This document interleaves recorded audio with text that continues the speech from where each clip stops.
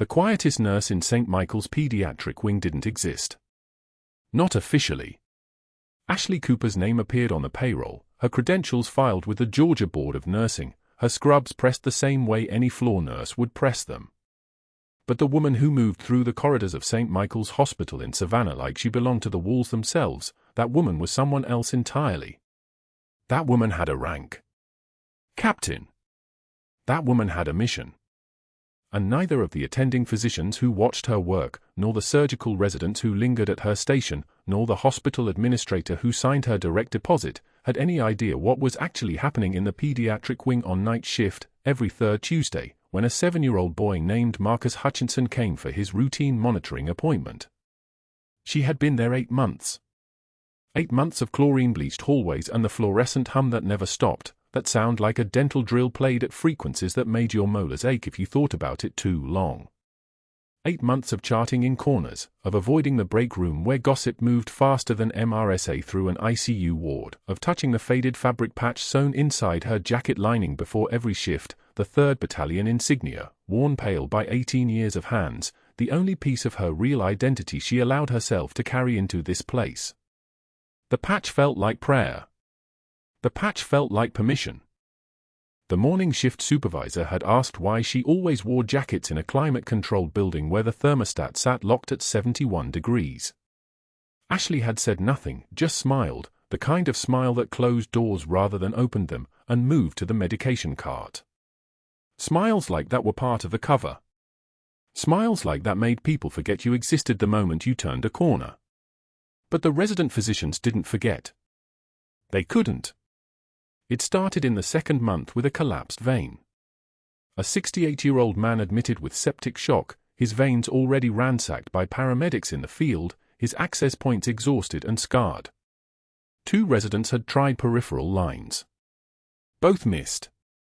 The attending was drawing up a central line kit, risk of pneumothorax, risk of hemorrhage, all the complications that made a simple for into a procedure, when Ashley walked past with a 22-gauge needle and steady hands.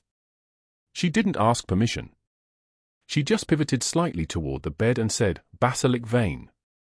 The residents watched her find what they couldn't find.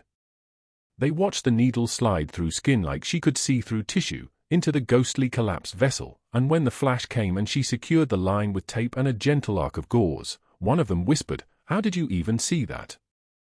She didn't answer because the answer was muscle memory, because muscle memory was classified, because some things you learned in combat medicine in Kandahar in 2015 didn't make sense in the context of a community college RN degree that the credentials office had so carefully, perfectly constructed. After that, requests came. Requests by name. "Can you get Ashley? See if Ashley's working tonight. My patient needs and the residents didn't finish those sentences anymore. They just looked tired, and they looked like they were starting to understand that some people came into the world with hands that did what hands were supposed to do, and most people didn't. The surgical attending began asking her to stay late during procedures just to watch her place lines on pediatric patients with veins so small they looked like pen marks under skin. She placed a line on a 4-year-old girl with stage 4 lymphoma whose arms were swollen with edema, where every other nurse in the hospital would have called anesthesia for central access. Ashley placed it in the metacarpal vein with a 24-gauge needle and a hand as steady as a laser, and the little girl didn't cry. That was when Dr. Pierce started paying attention. He was the kind of tall that filled doorways, the kind of handsome that made people forget to check their facts around him. Dr. Marcus Pierce, the name alone sounded like someone's inherited wealth, and had been chief of internal medicine at St. Michael's for 7 years. His grandfather had founded a pharmaceutical company in the 1970s. His father had graduated from Johns Hopkins. He had never in his professional life been overshadowed by anyone, let alone by a floor nurse with a community college stethoscope and scrubs that came from a medical supply catalog rather than a designer scrub line. He stood in the doorway of room 312 on a Thursday afternoon and watched Ashley assess a line placement on a teenage dialysis patient, watched the residents lean in to see what she saw, watched them take notes when she spoke, and something in his face changed. It was subtle, a tightness in the jawline, a narrowing of the eyes, but it was there. The air in the room shifted. It happened the way the air shifts before a storm. Community college program, he said later, not as a question, as a statement. Ashley was at the med cart, restocking supplies, her movements efficient and minimal. Your nursing education. Community college. She didn't turn around. The question was designed to land a certain way, designed to carve out space between them, designed to establish hierarchy. Yes, doctor. And yet. He moved closer. She could smell his cologne, something expensive that probably cost more than her weekly paycheck. And yet the residents seem to believe you're some kind of whisperer. Luck, mostly, she said. Her voice was soft. Deferential. The voice of someone who had learned how to be invisible. Steady hands. Steady hands. He smiled. It wasn't a smile that reached his eyes. Or perhaps something else. Some kind of training the community college didn't advertise in their brochure. Ashley restocked another vial. Slow. Methodical. The way someone moves when they are counting breaths. Just practice, doctor. He was still there. She could feel him the way you feel a change in barometric pressure, a weight in the air, a presence that made the space around her feel occupied. I'll be watching your charting more closely, he said finally. We need to make sure standards are being maintained. She waited until he left before she allowed her shoulders to settle. The patch inside her jacket felt heavier than it should have. But that wasn't the worst part. The worst part was that the general's son was getting sicker, and Ashley couldn't tell anyone, and the only person in the hospital who could possibly help figure out why a 7-year-old's vision had vanished overnight was the one person who was starting to look at her like she was a problem that needed solving. Marcus Hutchinson arrived on a Tuesday for his routine monitoring appointment, and his mother, General Diane Hutchinson, didn't come with him anymore. Security came with him. 2 men in dark suits who waited in the hallway and didn't make eye contact with anyone. The general had stopped coming to appointments in the 4th month. Too much risk of pattern recognition. Too much risk of someone drawing connections between a blind child and a female nurse and whatever thread they might pull if they pulled hard enough. Ashley found Marcus in the pediatric clinic at 3:36 p.m., his eyes bandaged with soft gauze, his small hands gripping the examination table. 7 years old and already learning how to sit perfectly still, how to answer questions about vision that no longer worked, how to live in a world that had suddenly taken color and shape and movement away from him. "Hi, Marcus," she said quietly. She closed the door. The locks were electronic. The room was flagged in the system as a routine ophthalmology follow-up. "How are your eyes today?" "They don't work," he said. His voice was very small. "I know." She began documenting. Pupils non-reactive. No light perception in either eye. Optic nerve imaging from yesterday showed no structural abnormality. The blindness was neurological. The blindness was something else. Has anything else felt different? He shook his head. Then, very quietly, Mommy said you'd figure it out. Ashley's hand stilled over the chart. Her mother was Marine General Diane Hutchinson. Her mother had direct access to the Pentagon. Her mother had probably been read into the classified briefing about why her son's eyes had stopped working 1 week after a routine vaccination, why the CDC was investigating in the background with very quiet protocols, why a retired Army captain with a combat medicine background had been embedded in the hospital as a floor nurse instead of anywhere else in the country. "We're going to figure it out," Ashley said. She moved her stethoscope to his chest just to have something to do, just to look like a nurse doing a routine exam instead of a military operative running out of time. "Your heart sounds very strong, Marcus. You sound like Daddy." She looked up. He was turned toward her, his bandaged eyes pointed in her direction, trying to locate her with senses that no longer worked the way they were supposed to work. "How do I sound like your daddy?" "He sounds like he's not scared. Even when he is." Marcus's small face was very serious. "You sound like that too." She finished the exam in silence. 2 pages of meticulous charting. Vital signs normal. Neurological exam showing complete blindness, probable optic neuritis or demyelinating event. Recommendation, continued observation, ophthalmology follow-up, possible MI with contrast. All of it a cover story. All of it hiding the real question: had someone deliberately blinded the son of a Marine Corps commanding officer? And if so, why? That was when the elevator doors opened in the hallway outside the clinic room, and Dr. Pierce stepped out with two pharmaceutical representatives, still talking about some research grant, his voice carrying down the corridor like he owned the building. Which, in a way, he did. He paused at the clinic door. He looked through the small window. He saw Ashley with the general's young son, saw her hands moving over the chart with precision, saw the kind of attention she was giving that child that most floor nurses didn't have the training or the intelligence to provide. He smiled that smile again. And that's when the real nightmare began. Thursday grand rounds at St. Michael's moved with the precision of a surgical instrument, 30 physicians and residents arranged in neat rows around the conference table, fluorescent lights humming their antiseptic song. Dr. Pierce stood at the front with a manila folder, the kind of stance that suggested he'd rehearsed this moment, practiced the angle of his shoulders and the tilt of his chin. Ashley stood at the back wall, hands clasped in front of her, breathing like someone counting heartbeats in a dark room. "I want to read you something," Pierce said, extracting charting notes from the folder with the deliberate slowness of a magician revealing a trick. His voice carried the theatrical weight of someone accustomed to an audience. He cleared his throat. Patient report seeing shadows at 14:32. Describes texture as grainy. Location peripheral left. He looked up over his glasses. "Does she think we're writing novels here?" The room erupted. Not laughter exactly, something colder. Snickers that belonged to a locker room, not a medical conference. Residents exchanged glances like they'd just been given permission to stop respecting someone. Pierce continued, his voice dripping with performative disbelief. Pupil reactivity, sluggish but present bilaterally. Assessment, possible post-inflammatory optic nerve involvement secondary to vaccine-related inflammation. Recommend ophthalmology consult with full visual field mapping.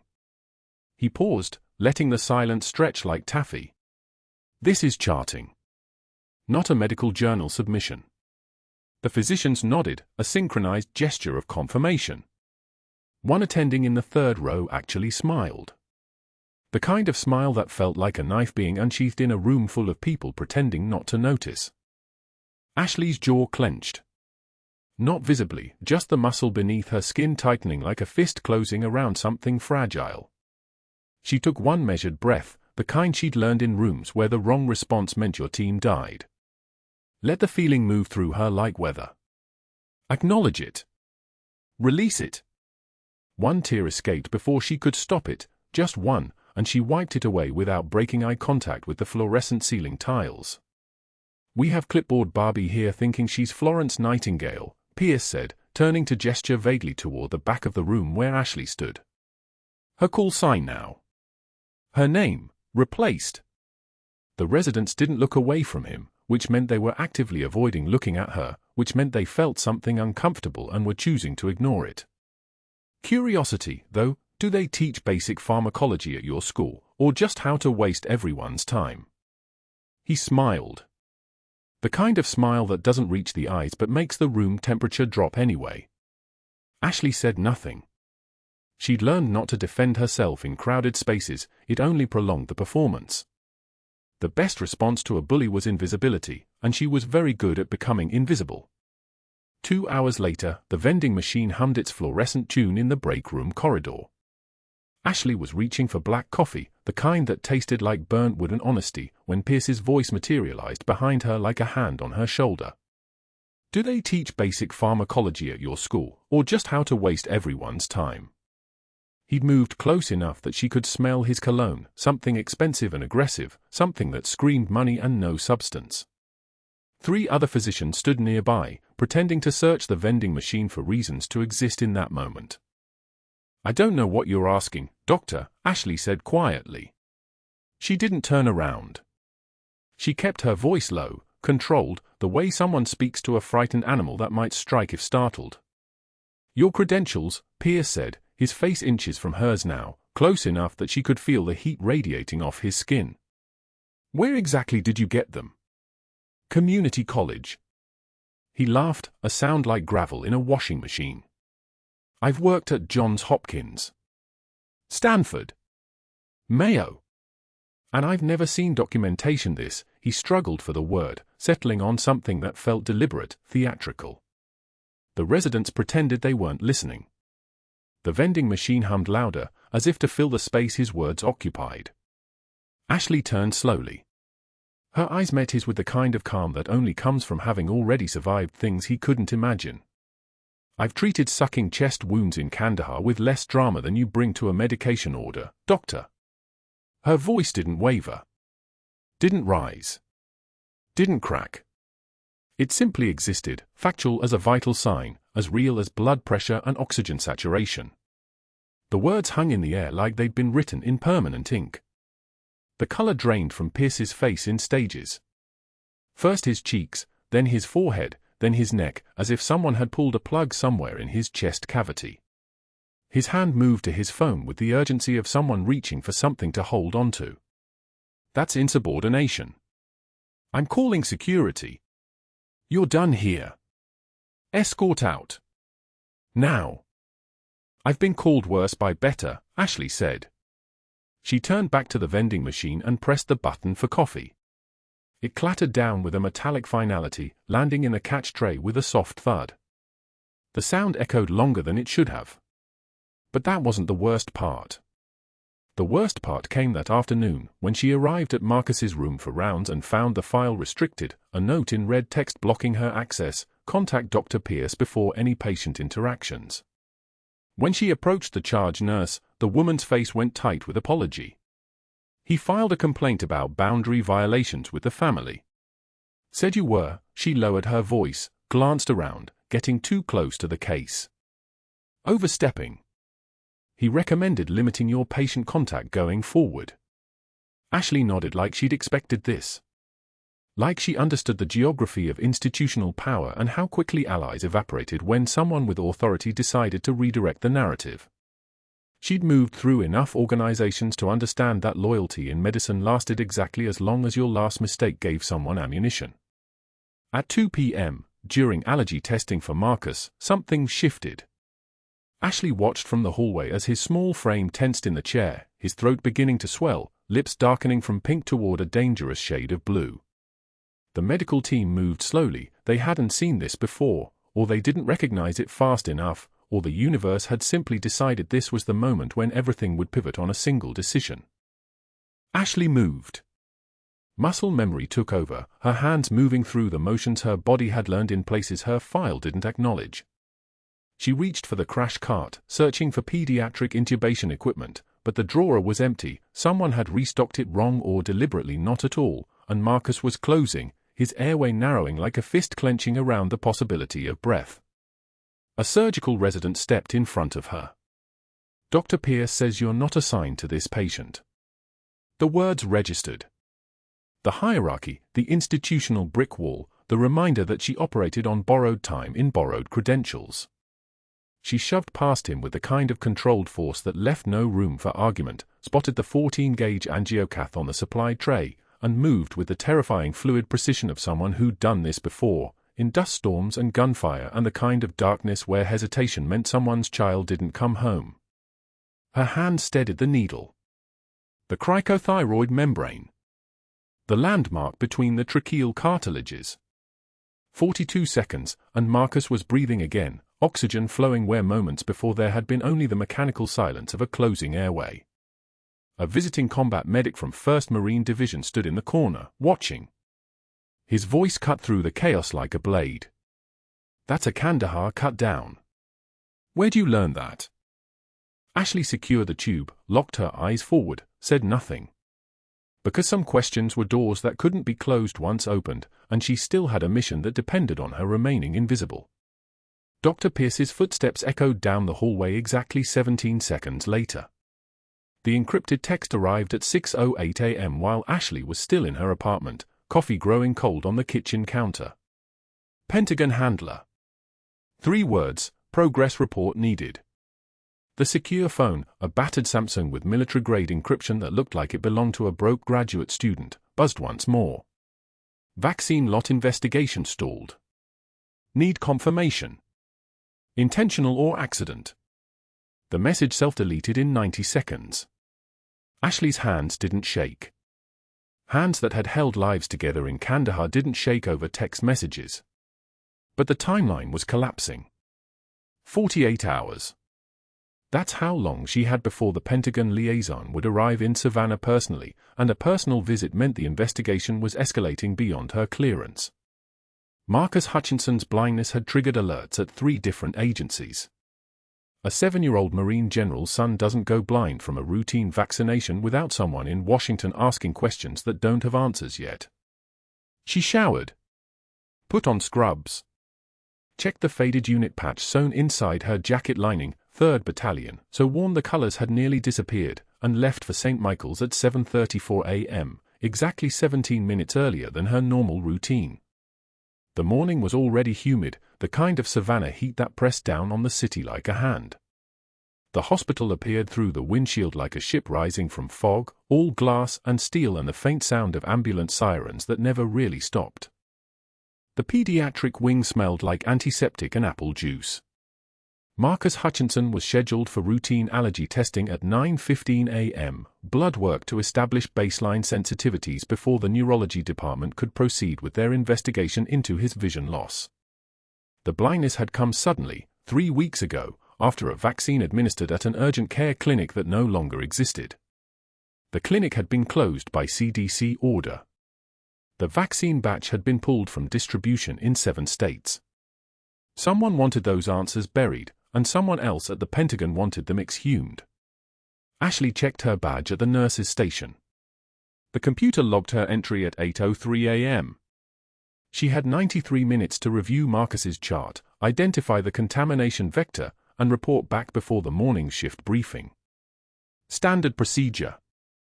Except nothing about this was standard.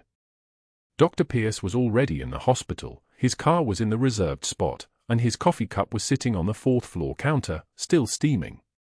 The Hutchinson room was on the pediatric surgical floor. Marcus was awake, small against the white sheets, his eyes tracking sounds even though they couldn't track light. He'd learned to navigate by audio in 3 weeks, the way children adapted to catastrophe with terrible speed. His mother, General Diane Hutchinson, was sitting in the visitor's chair, jaw tight, service dress uniform with 3 stars catching the morning light. She didn't acknowledge Ashley. They had been instructed not to acknowledge each other in hospital settings. Too dangerous. Too visible. Ashley entered the room with the allergy testing kit, blood collection tubes, consent forms, the apparatus of routine medicine that masked everything underneath. "Good morning, Marcus. I'm going to draw some blood this morning, okay? Small pinch, then we'll be done." The boy nodded. He was brave in the way military children were brave, which meant he didn't speak about being afraid, which meant he was probably terrified. Ashley's hands moved with the precision that had made Dr. Pierce so angry, that had made residents linger to watch. 18-gauge needle. The tourniquet applied with exactly the right pressure. One smooth insertion. The blood flowed into the tubes like answers she couldn't yet read. General Hutchinson watched every movement. Her eyes were the color of a stormy Atlantic, and they held the weight of command that transcended rank. She was a woman who had given orders to thousands, who had lost people under her authority, who was now sitting in a pediatric hospital room watching her blind son and praying for answers that the Navy couldn't provide. Ashley understood that kind of desperation. She'd lived in it for 6 months. "The allergy panel will take 2 hours, Ashley said quietly. "I'll bring the results directly to the pediatric wing. No delays." The general nodded once. That was all. That was everything. Ashley carried the blood samples to the lab at 8:44 a.m., logged them into the system, and walked directly to the 4th-floor administrative corridor where Dr. Pierce kept an office. The door was closed but not locked. She could have opened it. Instead, she waited by the water cooler and watched him exit the pathology office, coffee in hand, his expression already carrying the weight of a man assembling complaints. He saw her. His face hardened. "Dr. Pierce." I need to discuss the Hutchinson allergy testing protocol. You need to discuss nothing. His voice was quiet, which meant it was dangerous. You're not authorized for pediatric diagnostics. You're not authorized for the Hutchinson case. I'm reassigning your floor. Effective immediately. The words landed exactly as they were designed to land. Reassignment meant no access to Marcus. No access to his charts. No way to complete the investigation. No way to identify which vaccine lot had been contaminated, which supplier had been compromised, which supplier had done it intentionally. Without Marcus's care, the Pentagon mission evaporated. 6 months of work. Dozens of intelligence operatives. A child's sight. Ashley didn't flinch. Dr. Pierce, the boy is scheduled for neuropsychological testing this afternoon. Discontinuity in care providers increases anxiety and interferes with diagnostic accuracy. Are you lecturing me on pediatric protocols? I'm stating the patient's best interest. The patient's best interest is being protected from experimental medical personnel. He stepped closer, his presence like heat radiating from a furnace. I've reviewed your credentials. Extremely thorough documentation for someone with a community college background. Almost military in precision. The word hung in the air like a weapon he'd just fired to see where it would hit. Ashley met his eyes. Held them. Her voice dropped an octave. Patient welfare, doctor. That's what matters here. She turned and walked toward the pediatric wing. She heard his footsteps behind her. Heard him muttering into his phone. Heard him asking someone to pull her employment file. The clock was running. The allergy panel would take 2 hours. Marcus was stable. The scheduled testing was routine. What happened next wasn't routine, would never be routine, and Ashley felt the weight of it pressing against her sternum like a second heartbeat. At 9:16 a.m., exactly 47 minutes after the blood draw, Marcus Hutchinson's airway began to swell shut. The alert came through the intercom, not a code, just a clinical alert, a nurse's voice saying the patient was having difficulty breathing, the attending should respond. Ashley was in the hallway restocking the pediatric medication cart. She moved before the alert finished. Her hands were already moving, already knowing what her mind hadn't confirmed yet, already remembering the 23 hours of combat medical training that had nothing to do with nursing school and everything to do with what her body could execute under pressure. The room was chaos in the way medical rooms became chaos, controlled but urgent, everyone moving with purpose and no one moving with clarity. Marcus was sitting forward, his small chest heaving, his throat closing like a fist. General Hutchinson was standing, every muscle in her body locked with the need to do something, to fix this, to command this back into acceptable parameters. Dr. Pierce was frozen. Literally frozen, staring at the monitor, at the oxygen saturation reading dropping like a stone. 87, 84. 81. His anaphylactic, someone said. Probably the resident. Probably correct. Get intubation equipment, someone else said. Probably an order. Ashley was already moving. The equipment cart was 3 rooms away. Even if they got it now, 30 seconds minimum, maybe 45. Marcus's oxygen saturation was 78. His face was starting to show the blue tint of hypoxia. His breathing had the sound of a seal barking, stridor, the sound of a narrowing airway. She had maybe 90 seconds before his oxygen levels dropped to dangerous territory. Maybe less. Ashley's hands moved on their own, the way hands moved when muscle memory took over from conscious thought. She grabbed a 14-gauge angiocath needle from the emergency cart, alcohol swab, bag valve mask. The procedure was called needle cricothyroidotomy, though in Kandahar they called it something shorter, something sharper, something you did when the official equipment was burning in a convoy 30 miles away. What are you doing? Dr. Pierce's voice. Shocked. Angry. Terrified. Ashley didn't answer. She located the cricothyroid membrane in Marcus's neck, the space between 2 cartilage rings, palpable under her fingertips, a landmark the size of a postage stamp. She swabbed it with alcohol. The smell of it filled the small room, sharp and sterile and somehow wrong for what she was about to do. The needle went in at a 45-degree angle, smooth as a knife through water. The hiss of air escaping from the trachea. That was the sound that meant success. That was the sound that meant the airway was now patent, now open, now breathable.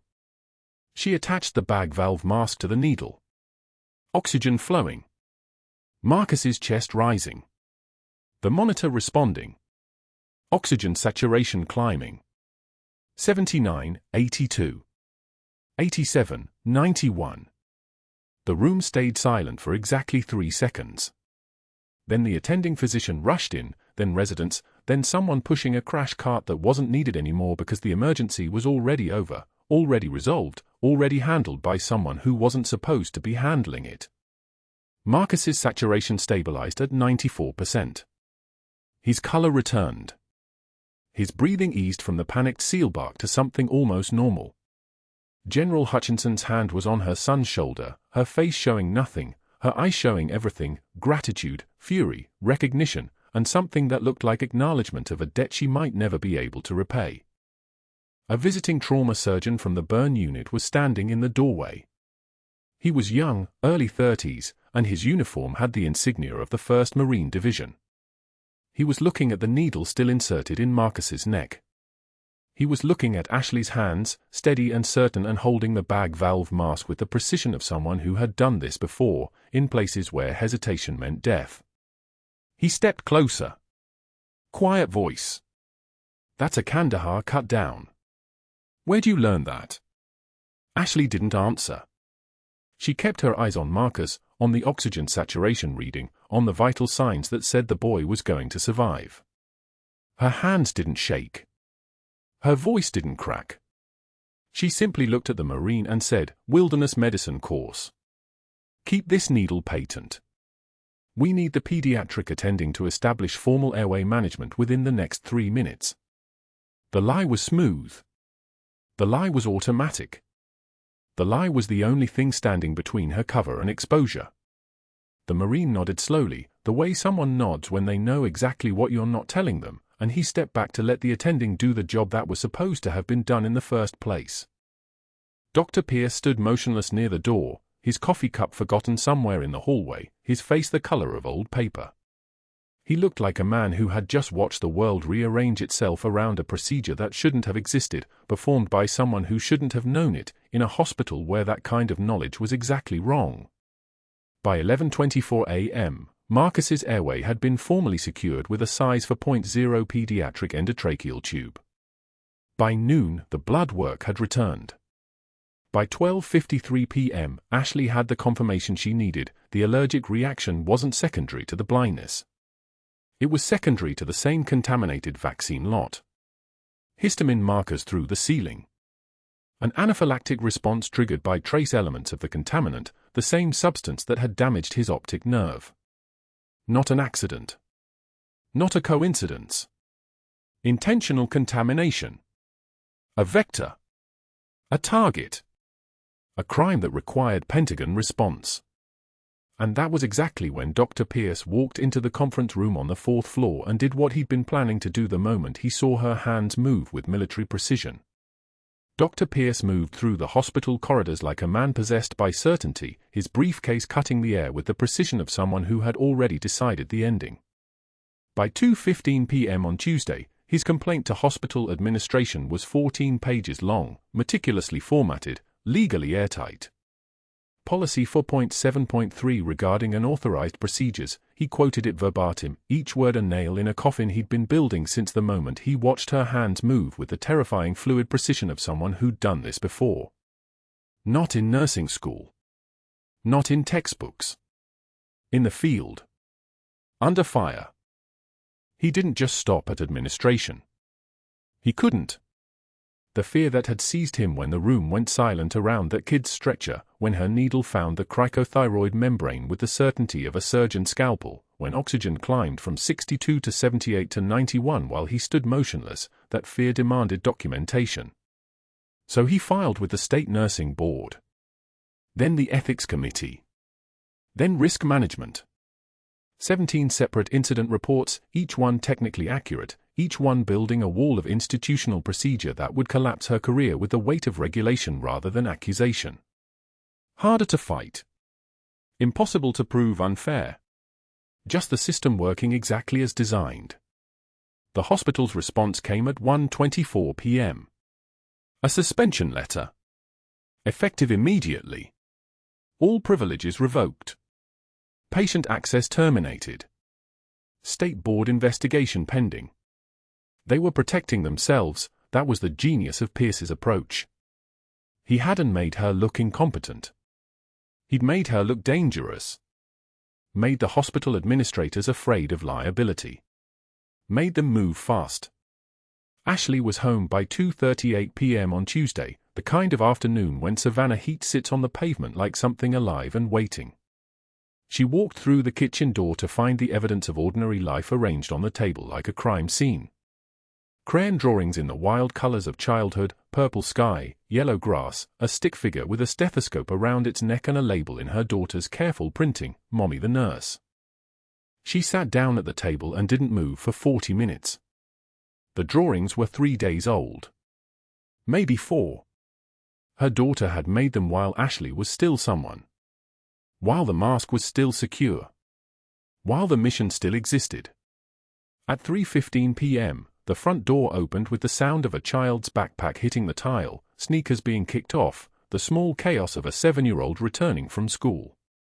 Ashley heard her daughter before she saw her, and she didn't look up from the chart she'd smuggled out of the hospital, Marcus Hutchinson's medical file, the vaccine lot numbers still incomplete, the investigation into whether his blindness was deliberate or accident still unresolved. Mommy. The word hung in the air with the weight of a question that was far too simple for the answer. Ashley looked up, and her daughter's face shifted from joy to confusion to something between fear and understanding. There was no way to explain it. No way to say, the hospital fired me. The man I was protecting is now unreachable. The mission is collapsing. The Pentagon called my handler and the handler said extraction protocols are active. I have 72 hours to finalize my personal affairs. I cannot explain why protecting one child means potentially failing another. Why are you home early, Mommy? Ashley's voice caught like a door with rusted hinges. She stood, and her daughter moved toward her with the instinct of children. They know when something is wrong before they understand what it is. They feel it in the change of air pressure, the shift in a parent's shoulders, the way hands shake when they're supposed to be steady. Mommy's having a hard day, sweetheart. It wasn't a lie. It was the smallest possible truth, the kind that leaves everything else unsaid. Her daughter hugged her without asking more questions, and something inside Ashley's chest cracked open like a foundation compromised by pressure it wasn't designed to hold. She stood in her kitchen surrounded by crayon drawings of herself as something simple, just a nurse, and wept silently, her daughter's small arms around her waist, asking softly, "Are you in trouble, Mommy?" She couldn't answer that either. That night, the official termination letter came by registered mail.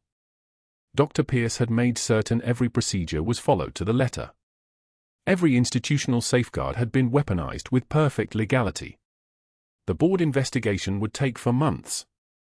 By then, her nursing license could be suspended. The state's investigation into practicing outside her scope would use Pierce's carefully constructed documentation, each report technically accurate, each one a brick in a wall designed to look like justice but built entirely from revenge. Her handler called at 9:43 p.m. The voice on the secure line was the same calm cadence that had briefed her on the Hutchinson mission 8 months earlier. Without hospital access, we cannot complete the investigation into the vaccine contamination. We don't know if it was targeted. We don't know if it was accident. The Pentagon is pulling you out. Your cover is no longer viable. Travel documents are being prepared. You'll extract in 72 hours. Marcus Hutchinson, Ashley said, will be transferred to Walter Reed. A full medical team will continue investigation there. Your operation is concluded. But it wasn't concluded. It was broken. It was incomplete.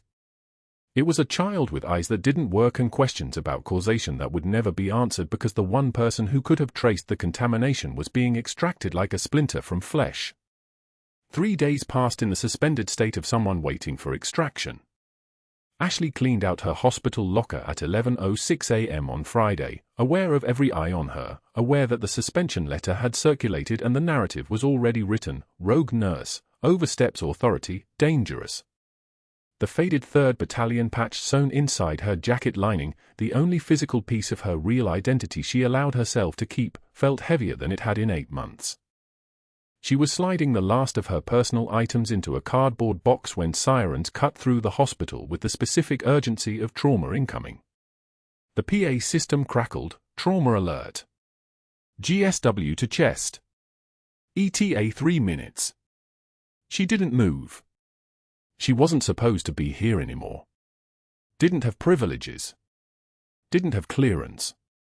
Didn't exist in this institutional space except as a liability.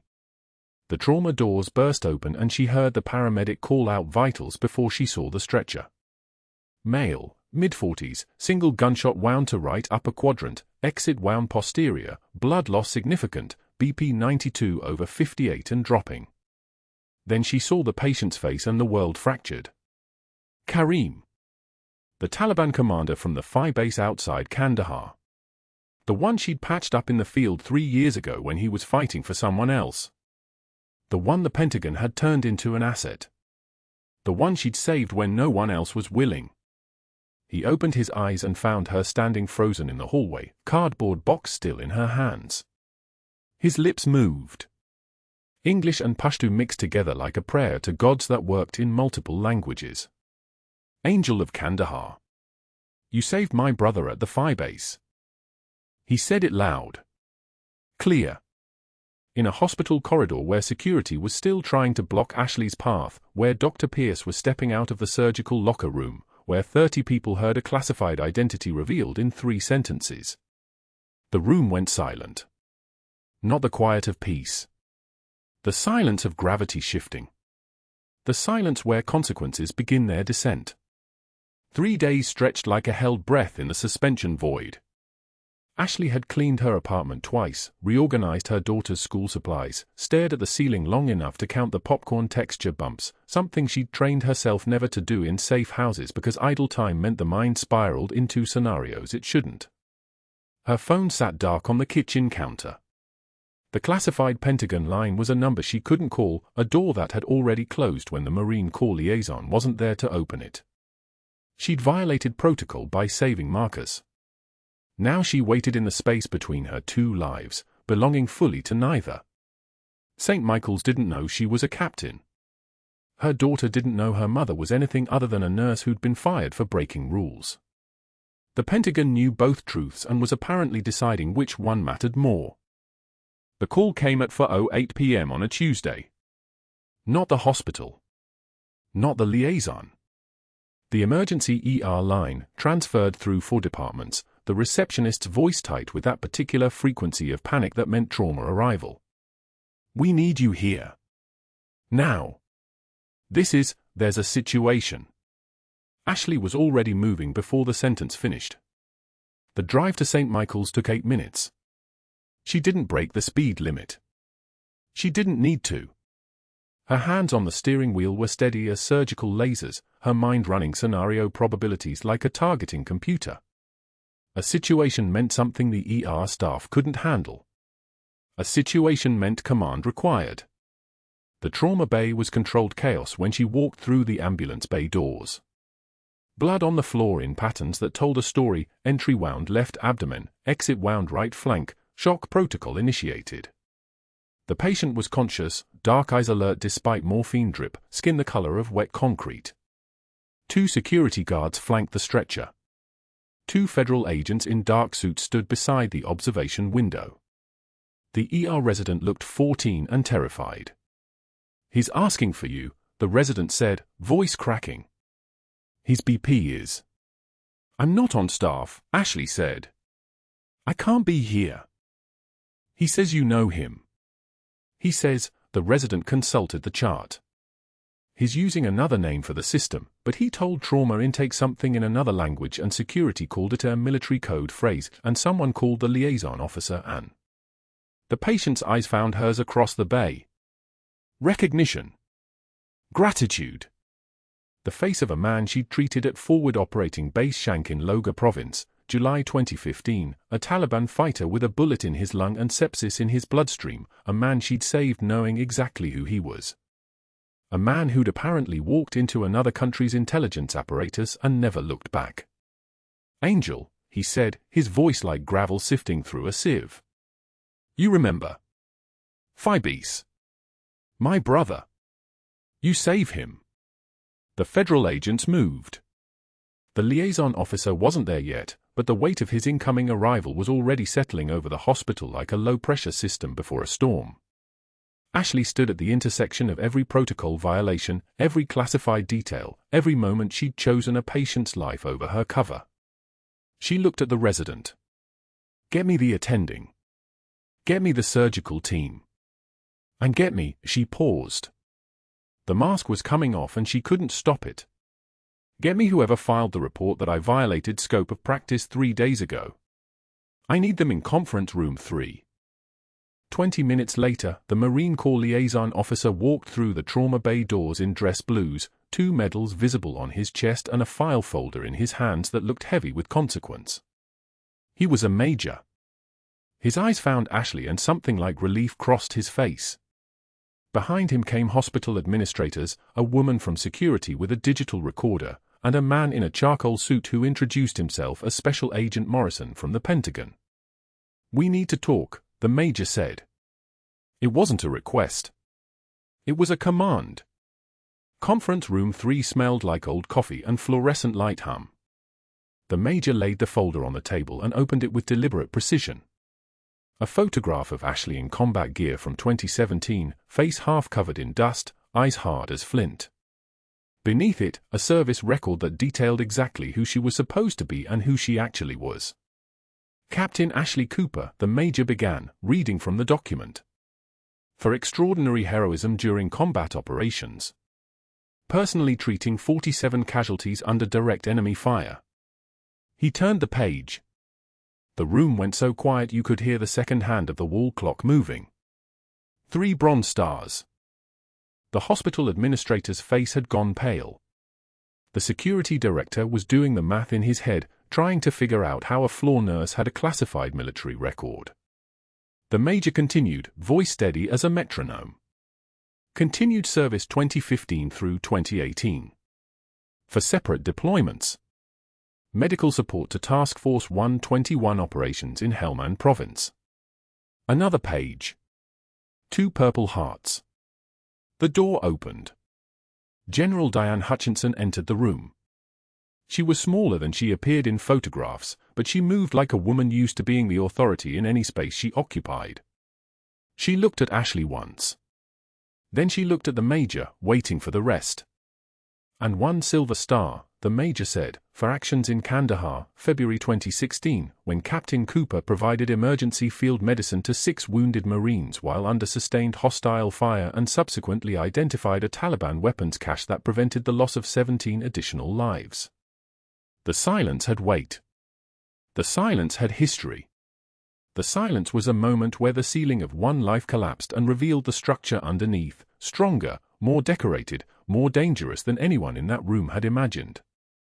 Dr. Pierce burst through the conference room door like a man whose reality was dissolving and he was trying to stitch it back together with institutional authority. This is absolutely inappropriate, he was saying. We have procedures about credentialing, about suspicious qualifications, about individuals who... Sit down, the major said. It wasn't loud. It wasn't a shout. It was the voice of someone accustomed to being obeyed by people with assault rifles and combat experience. Pierce Saturday. Special Agent Morrison opened a second folder. When he began speaking, his words had the clinical precision of someone presenting a hostile autopsy. Dr. Pierce. During the course of our credential verification investigation, mandatory protocol when foreign intelligence assets are identified working in American hospitals, we conducted a comprehensive audit of your research submissions, grant applications, and patient outcome documentation. I don't see. 3 published studies with falsified data. Hospital Ethics Board report from 2019 indicating suspicion of outcome manipulation. And $340,000 in grant funding that was reallocated to personal accounts. The air in the room changed. Not metaphorically. The barometric pressure seemed to shift. Morrison continued with the tone of someone reading a casualty count. Pharmaceutical trial contracts secured on the basis of inflated patient efficacy numbers. 2 NIH reviewers have flagged irregularities in your cardiology research cohort. The University of Georgia Medical School has requested return of $260,000 in grant money. Your hospital privileges are suspended as of 15 p.m. today, pending investigation by the State Medical Board. Pierce's mouth opened. Closed. His hands gripped the table edge like he was trying to physically anchor himself to institutional reality. This is a witch hunt, he said. This is retaliation for reporting. For reporting Captain Cooper's credentials, the Major said. Yes. Your complaint triggered an automatic Pentagon security verification. Captain Cooper's credentials were found to be in perfect order. Your credentials, however, were not. He looked directly at Pierce. The same bureaucratic precision you used as a weapon against others just became a microscope aimed at you. General Hutchinson stood. She walked to the photograph of Captain Ashley Cooper in combat gear and looked at it for a long moment. When she turned back, her eyes were wet. My son, she said quietly. What happened to my son? Marcus Hutchinson suffered temporary vision loss due to exposure to a contaminated vaccine lot manufactured by Merrick Pharmaceutical, Ashley said. Her voice had dropped an octave. The deferential nurse was gone. 37 other children were exposed. I've identified the batch number through Pentagon vaccine database access. The contamination is traceable. Treatment protocol involves antibody therapy combined with targeted corticosteroid implementation. And you can treat this, the general asked. Emergency use authorization requires Pentagon medical clearance and hospital ethics approval. Both are being processed now. Ashley's hands were steady on the table. My estimate is 72 hours to initial vision restoration. Full recovery within 6 weeks. The general nodded once. It was the kind of nod that carried weight, that came from someone used to giving orders and seeing them executed with precision. Then that's what happens. The Major looked at hospital administration. Captain Cooper's suspension is lifted. Full back pay from date of termination. She regains all hospital privileges, clinical authority, and direct access to patient records. Dr. Pierce's name is removed from all active cases effective immediately. There's a federal car in the parking lot. Dr. Pierce, you're going to get in it and have a conversation with people who specialize in research fraud. The next 72 hours compressed into a sequence of coordinated movements. Ashley accessed Marcus's case file, cross-referenced vaccine batch numbers with Pentagon intelligence, and identified not biological warfare but criminal negligence, a manufacturing quality control failure at Merrick Pharmaceutical that affected 47 pediatric doses across 3 states. The antibody therapy was experimental. The corticosteroid combination was aggressive. The risk was calculable. The alternative was 17 children living in darkness that could have been prevented. Marcus's vision came back like a sunrise happening in the space between medications. First light, then shadow, then detail. His mother cried. Ashley documented everything with the precision of someone trained to write reports that would be filed in classified archives where nobody would ever read them. 6 months later, Ashley watched from the observation gallery as Dr. Pierce taught CPR compression techniques to 8 community college students in a strip mall classroom 15 minutes from the medical school that had terminated his employment. He still used the same condescending tone, still made the same subtle digs about proper technique, still commanded the room with the assumption of intellectual superiority. The students checked their phones. One slept. Nobody was listening. Below, in St. Michael's atrium, Marcus Hutchinson ran his fingers over the glass case holding Ashley's decorations. Bronze star. Bronze star. Bronze star. Silver star. His vision was restored to 20/30ths and improving weekly, his eyes still learning to trust what they could see. General Hutchinson stood beside her son, mentioning the federal charges against Merck Pharmaceuticals executives, the complete overhaul of pediatric vaccine quality standards, the 17 other children identified through Ashley's protocol and now recovering their sight. Ashley's daughter held Marcus's hand. Both kids were laughing at something only they understood, the particular humor of children who'd survived fear and came out the other side. The combat medic who'd recognized her cricothyrotomy technique now worked at St. Michael's, training residents in battlefield emergency procedures. The liaison officer had transferred to Savannah permanently, something about a new position in joint medical operations. General Hutchinson visited the hospital on Tuesdays to watch her son play in the pediatric garden, his eyes growing stronger, his smile wider. Ashley touched the empty spot inside her jacket lining where the faded unit patch used to hide. It didn't need to hide anymore. The patch was framed now, mounted beside her captain's bars and her service record, mounted in glass below her decorations. She turned to the general. The quietest person in the room might be holding it all together. Marcus looked up. For the first time, he saw her clearly, not as shadow or silhouette, but as the woman who'd saved his sight. His face broke open with the kind of smile that only comes when the world stops being terrifying and becomes beautiful instead. If you've ever been underestimated by someone who didn't know your real story, you know exactly how Ashley felt in that moment. Don't forget to subscribe for more stories about the quiet heroes who are holding it all together. Like this video if Captain Cooper earned your respect. Comment below, what would you do if you had to hide who you really are to protect someone you love? Thanks for watching.